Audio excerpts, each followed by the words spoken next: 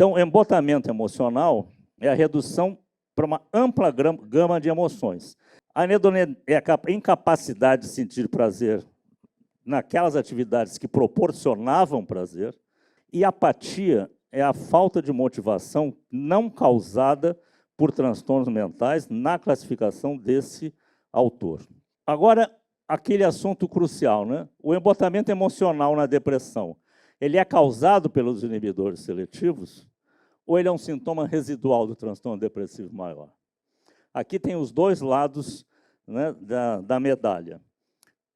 Ele coincidentemente, aparece muito embotamento emocional no curso de tratamento com inibidor seletivo da recaptação da serotonina.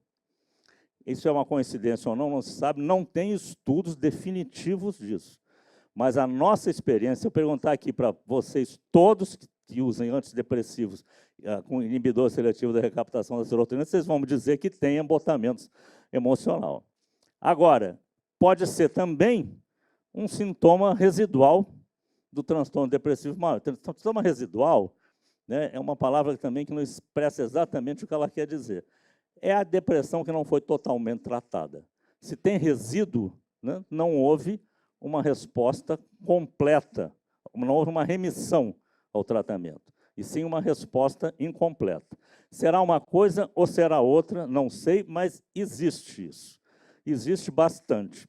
Isso aqui é um trabalho um pouco mais recente também, 2020, mostrando que à medida que a depressão melhora, o embotamento emocional melhora também. A gente sabe bem disso também. Demora, né? Demora. Aqui foram feitos 2 cortes em 8 semanas e 16 semanas.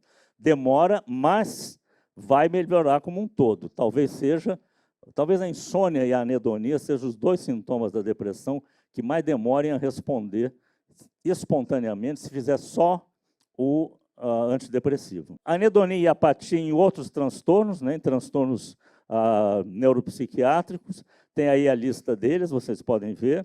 Está destacado o transtorno depressivo maior, mas logo abaixo tem Parkinson, depois esquizofrenia. Observem que os números da esquizofrenia são muito maiores do que os números do transtorno depressivo maior.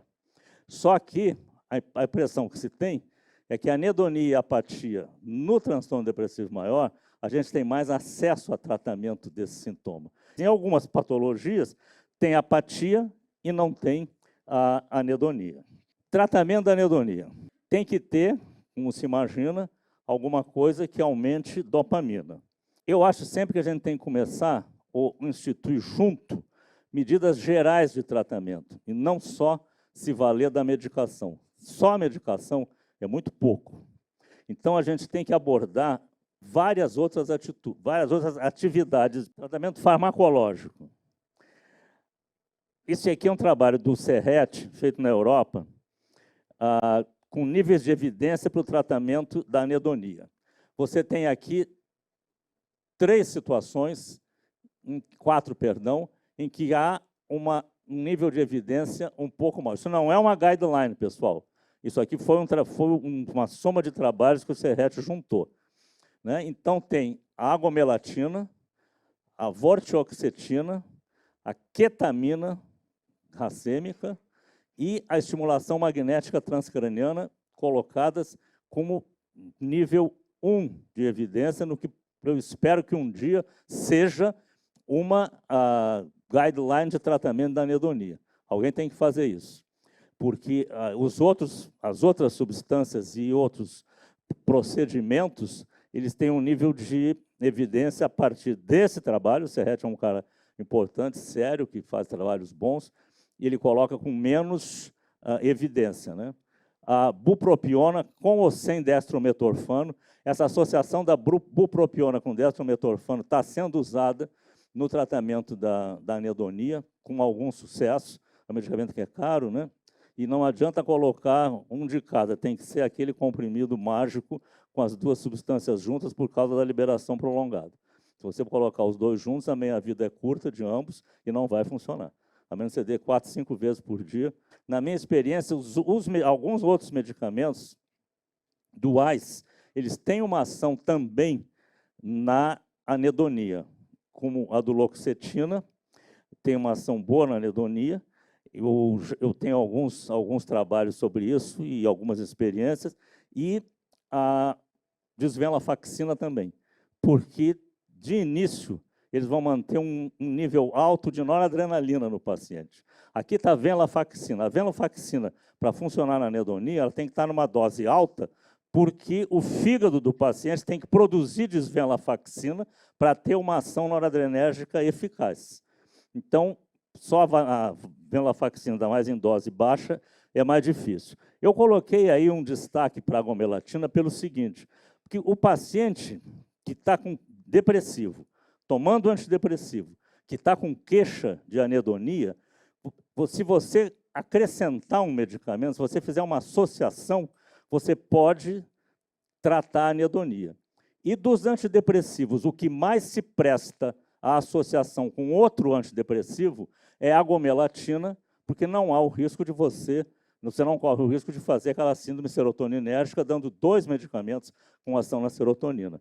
Então, a única coisa que você não pode associar à agomelatina são os imaus e a fluvoxamina por causa da via metabólica. Os imaus por outra razão. Então, a agomelatina eu coloquei em destaque nesse sentido, porque você não precisa trocar. Está com uma dose excelente de vortioxetina, está com uma dose excelente de paroxetina, mas tem anedonia. Você pode acrescentar a agomelatina, às vezes até numa dose baixa, de 25 miligramas, estou falando como eu trato, e que pode fazer com que dê resultado, né, o tratamento da anedonia.